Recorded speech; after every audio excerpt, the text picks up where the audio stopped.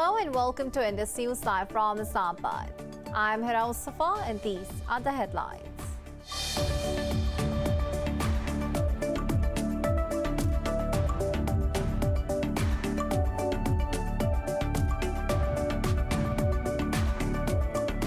In Afghanistan, the Taliban have captured the key northern city of Kunduz after fierce fighting with government forces. It is the fourth regional capital fallen to the Taliban since Friday. Meanwhile, Afghan security forces have launched a military operation to regain control of the city.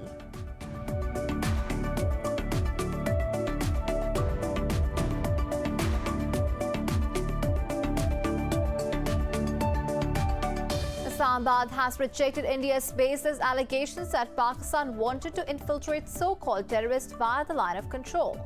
In a statement, Foreign Office spokesperson Zahid Hafiz Chaudhry said the EU Disinfo Lab report has fully exposed New Delhi's smear campaign against Pakistan. Chaudhry said India has been involved in state terrorism in occupied Kashmir and Pakistan.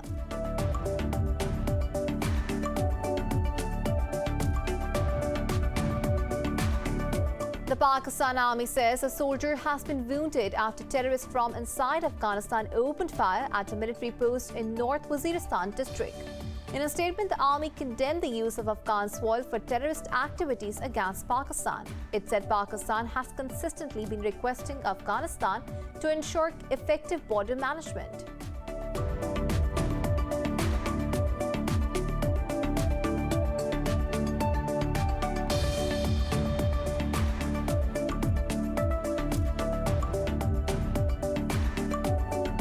In Pakistan, 2 people have been killed and multiple others wounded in a blast in the southwestern Quetta city. Officials say the explosive material was planted in a motorcycle. Police have arrived at the scene and an investigation is underway.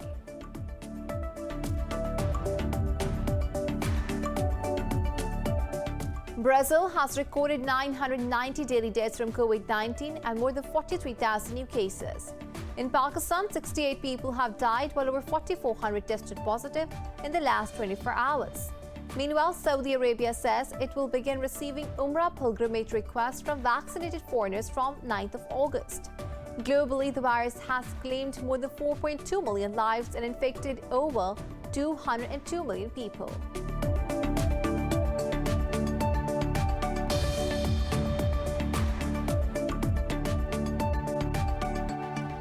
Well, those were the headlines. News in detail coming after the short break. Stay with us.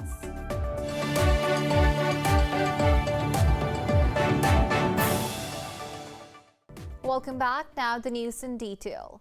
In Afghanistan, the Taliban have captured the key northern city of Kunduz after fierce fighting with government forces. Local officials have confirmed that the group has taken control of government buildings, including the governor's office and police headquarters.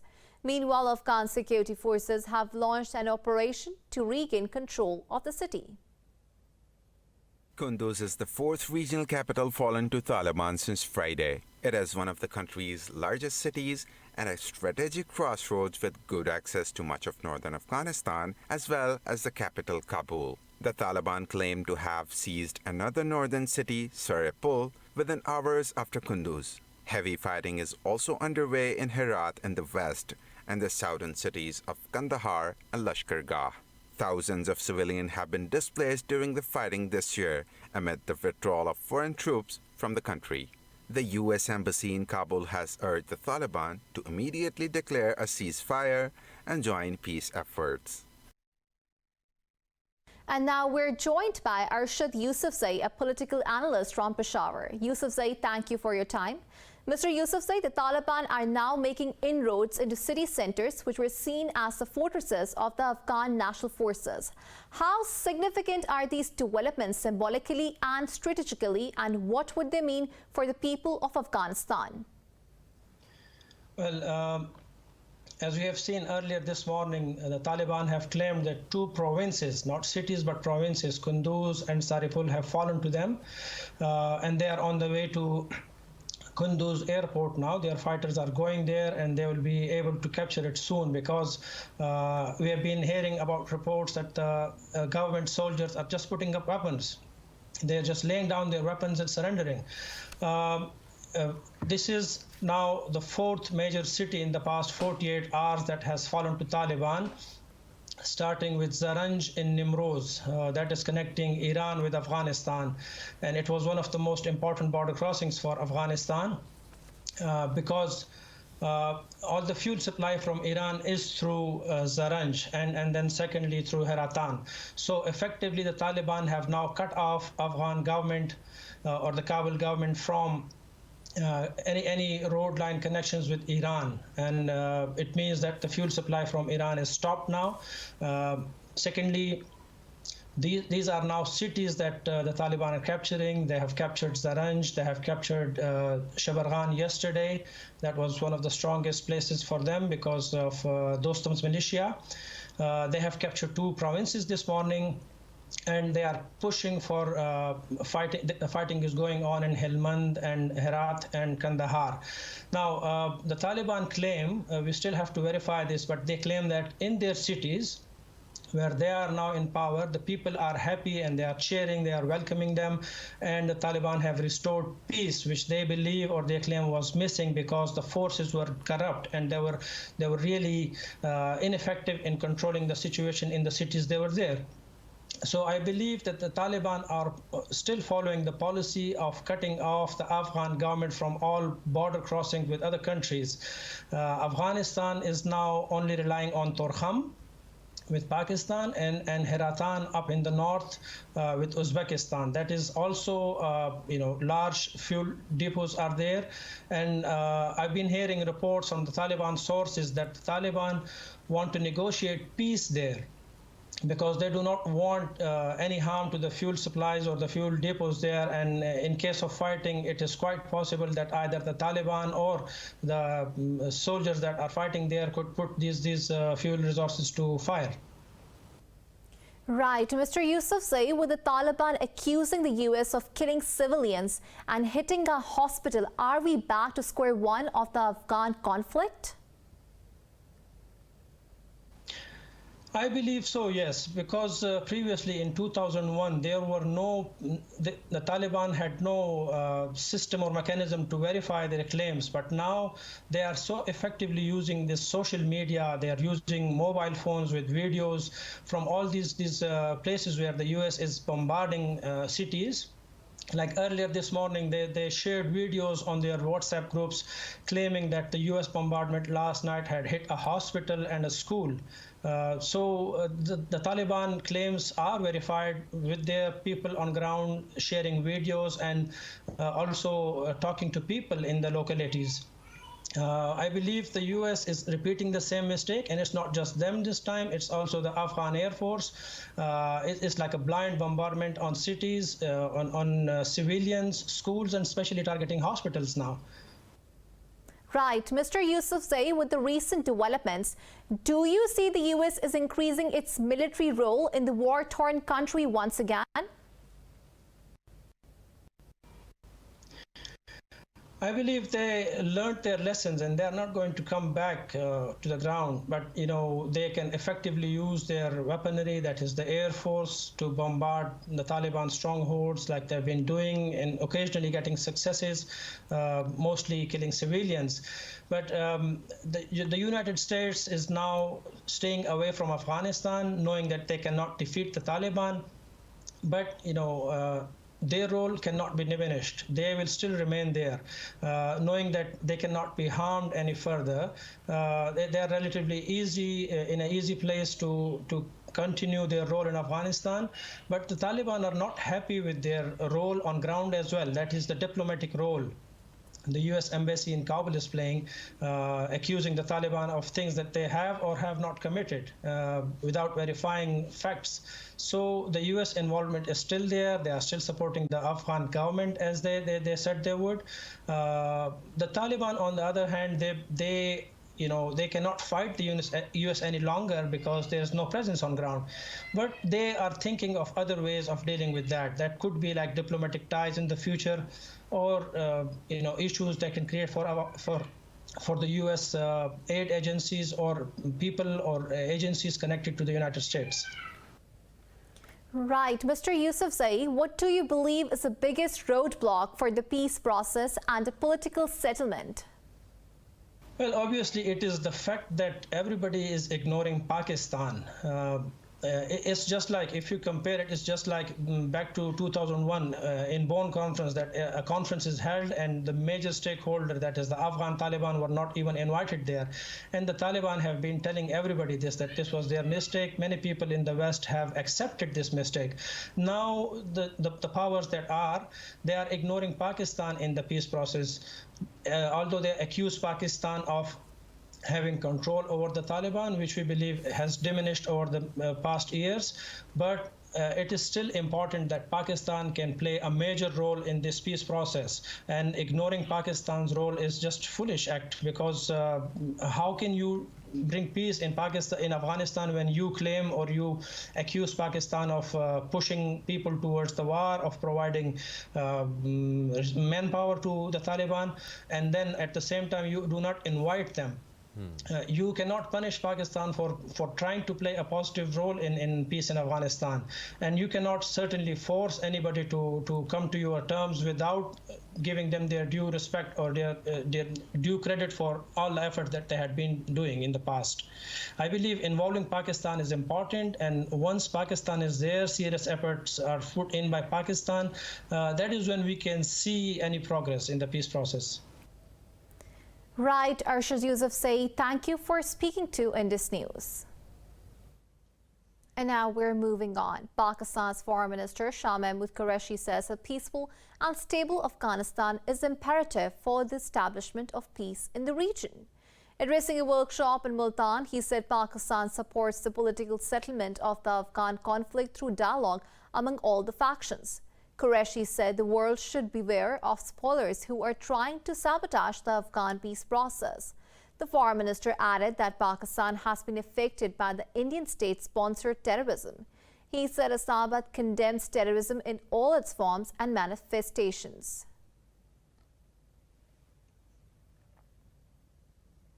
Islamabad has rejected India's baseless allegations that Pakistan wanted to infiltrate so-called terrorists via the line of control.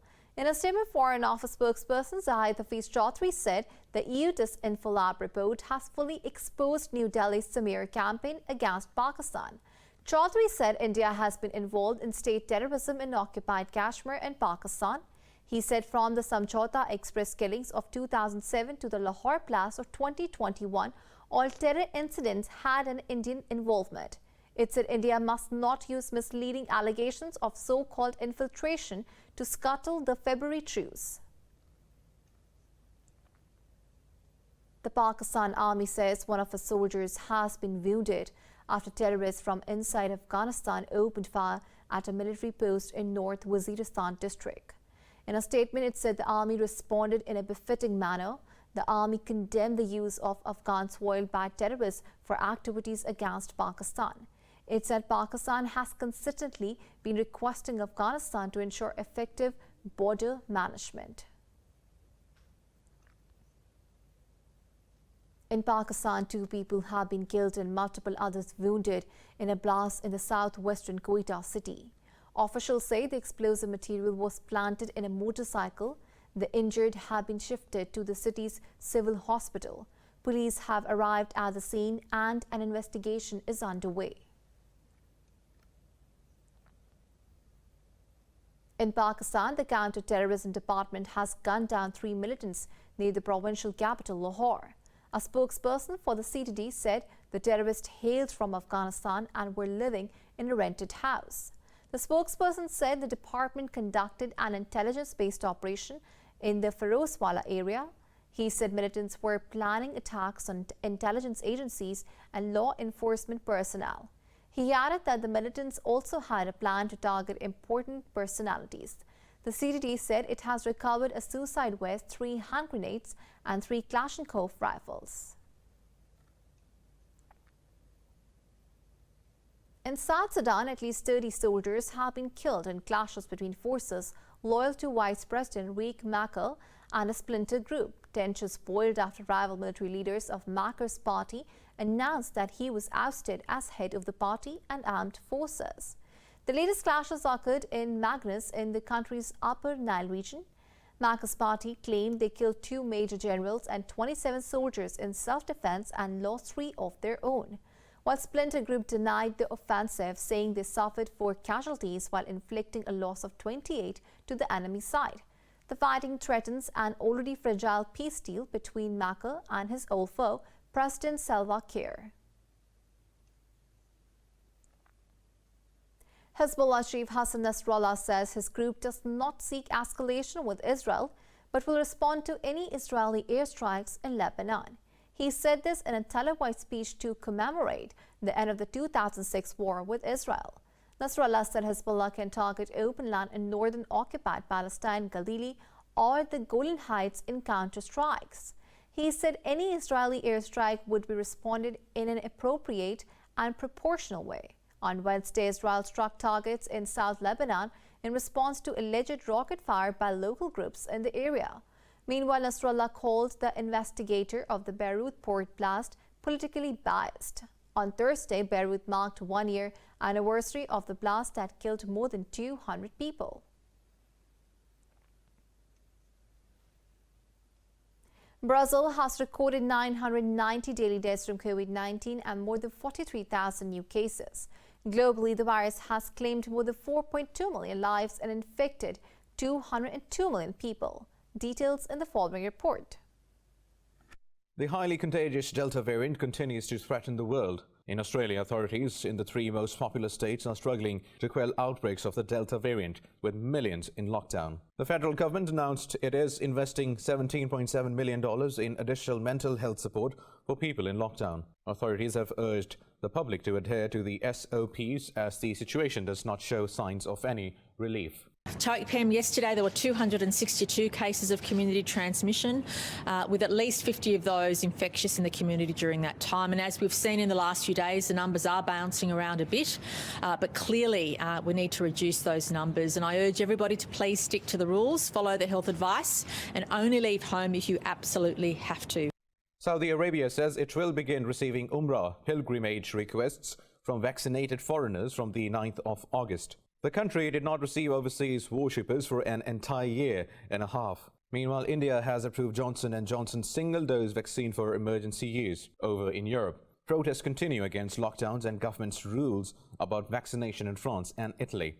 Today I decided to demonstrate against the Green Pass because I heard that it will be required to access university spaces. I'm not against the vaccine, but I think people should be free to choose whether or not to receive it. I don't want that people who do not want to be vaccinated will be forced to do it after the introduction of this so-called pass. Meanwhile, Tokyo Olympic organizers have reported another 26 infections among participants, bringing the total to 430.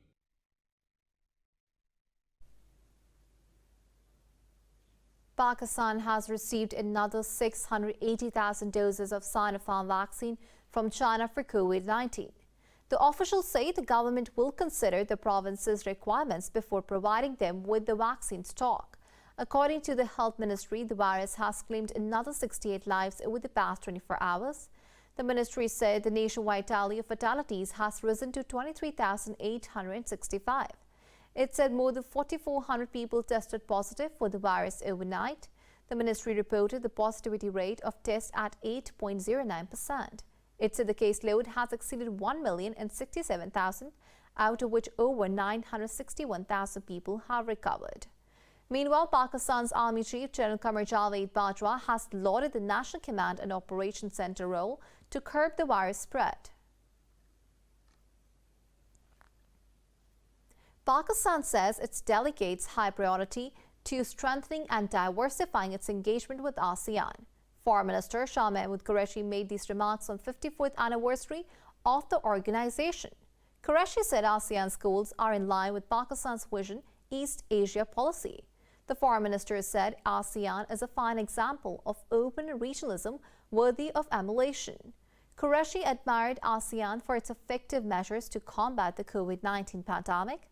He said the way ASEAN's far-sighted leadership has forged global cooperation while retaining its centrality is remarkable. Pakistan is remembering Major Tufail Muhammad on the 63rd anniversary of his martyrdom. In a tweet, the military's media wing said Tufail Muhammad's fortitude and determination remain hallmarks for generations of soldiers.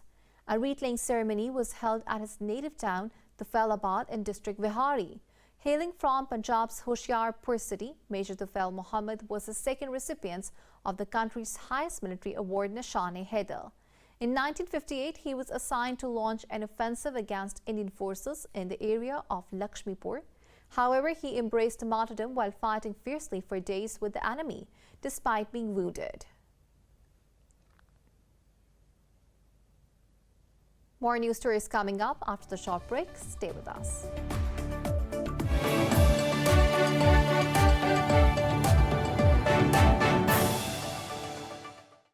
Welcome back. In Nigeria, one girl abducted from the town of Chibok has been freed and reunited with her parents after 7 years.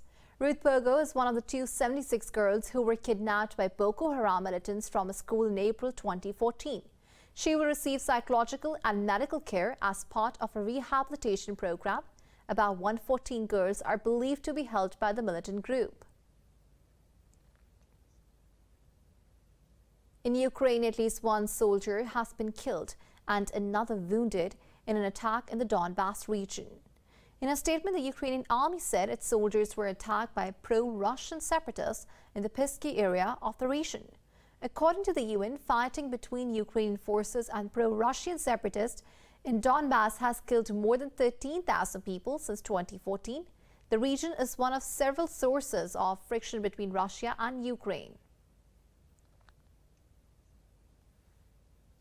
In Argentina, tens of thousands hit the streets of the capital, Buenos Aires, to protest against poverty and unemployment.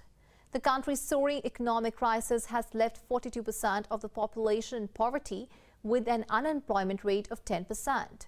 Unemployment organizations and left-wing groups led the protests that began in a church in the city's west. They noted whole families were turning up to eat at food kitchens, with many children malnourished.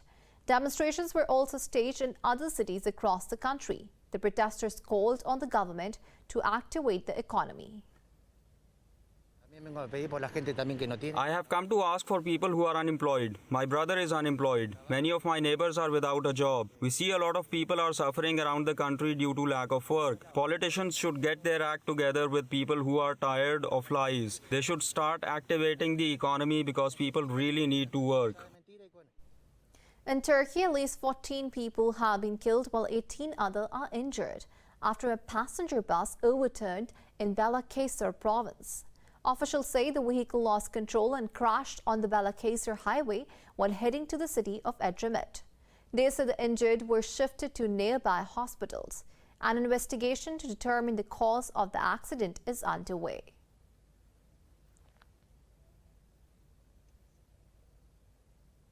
In North Korea, more than 1,000 homes have been damaged due to flooding caused by heavy rains. About 5,000 people have been evacuated in southern Hamgyong province. According to the meteorological agency, heavy rains will last until the 10th of August and could cause more damage. The floods have damaged wide areas of farmland at a time North Korea is already facing a shortage of food.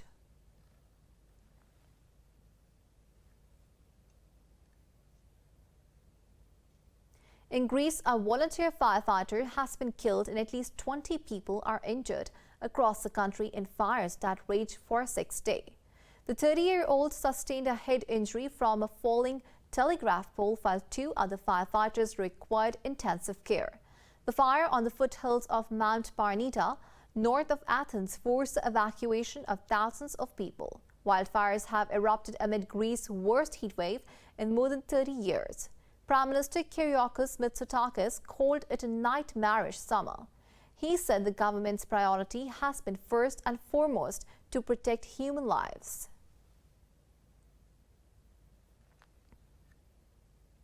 In the U.S. state of California, at least 8 people are missing as one of the worst wildfires scorched through the state's northern communities. Police say 5 of the missing belong to the old mining town of Greenville, where flames leveled most of the downtown. In a statement, the Palmas County Sheriff's Office asked for the public help in finding the missing. The state's largest blaze, Dixie, has burned through 447,000 acres so far. Officials say only 21% of the blaze has been contained. Earlier, 35% containment was reported. However, better mapping clarified the area. The cause of the fire is being investigated but still unknown. Dead horses lie scattered across arid steppe of Kazakhstan's Mangistau Peninsula as severe famine left animals without food and water. The worsening situation in the peninsula is threatening the livelihoods of hundreds of farmers. More in this report.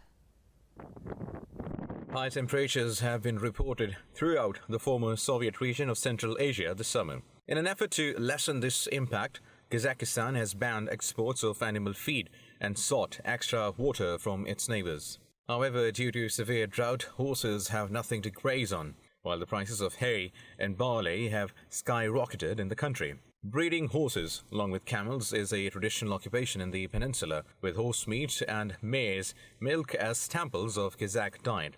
Gabidola Kalibayuli, an owner of a horse farm in Akshay Mairao village, says his 150 horses herd have been weakened by malnutrition, making them vulnerable to parasites and illness. Since the drought started, 20 of my horses and 1 camel have died. When they die out there in the field, we cannot even bring them back to the village to report the death. Mangistau province has so far reported more than 1,000 horse, cattle and sheep deaths. The government says it is sending barley to area to cope the effect of severe drought. According to environmental scientists, the peninsula is becoming more susceptible to drought because of shallowing of the Caspian Sea. The temperature rise made a different impact in different seasons, in different parts of our large country. But I can say that average temperatures in Kazakhstan are rising by 3 degrees Celsius every decade. Dolgek says there might be some temporary positives, but agriculture as a whole is considered at risk from climate change. Environmentalists say New Delhi was the world's most polluted capital for the 3rd straight year in 2020. Now, pollution flowing downstream from New Delhi is threatening to spoil the beauty of the iconic Taj Mahal. This report has the details.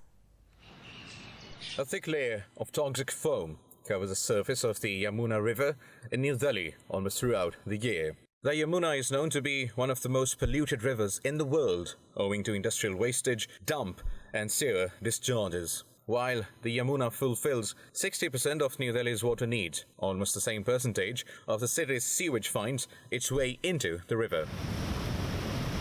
It is carrying dirt and pollution from Delhi and Mathura. It has also led to a rise in water levels. The Taj Mahal is located on the banks of Yamuna, and you can definitely see algae on it, along with other kinds of pollutants, since the water in the Yamuna is mixed with sewage water too.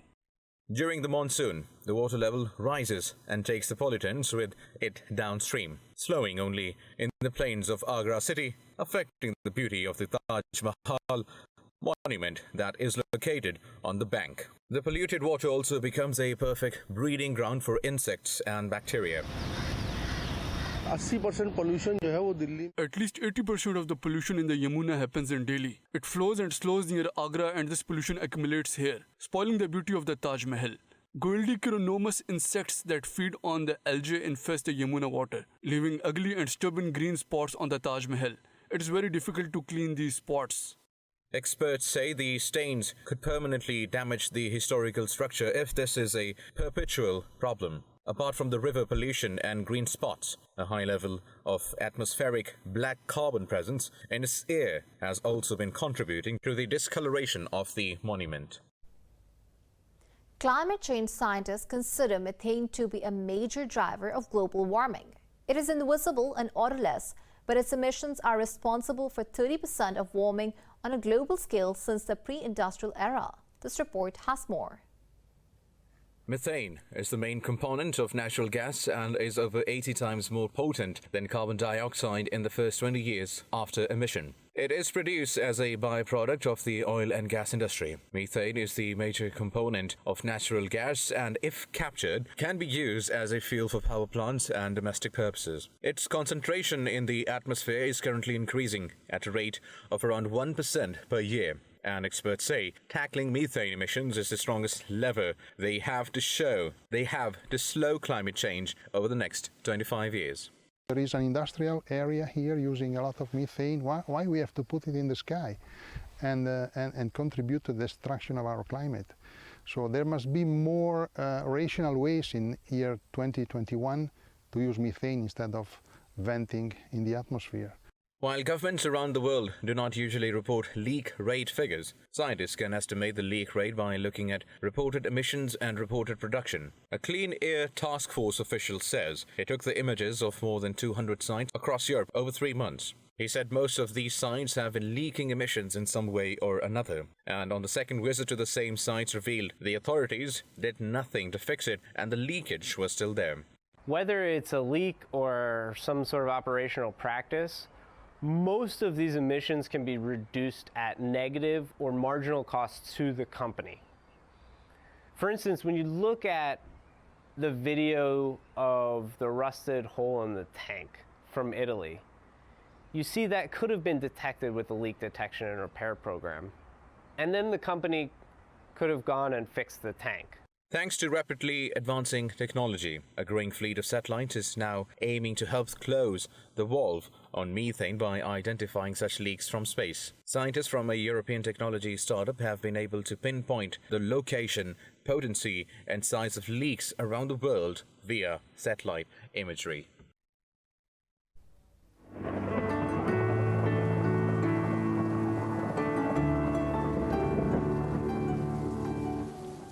Now it's time to have a look at the weather update across the globe.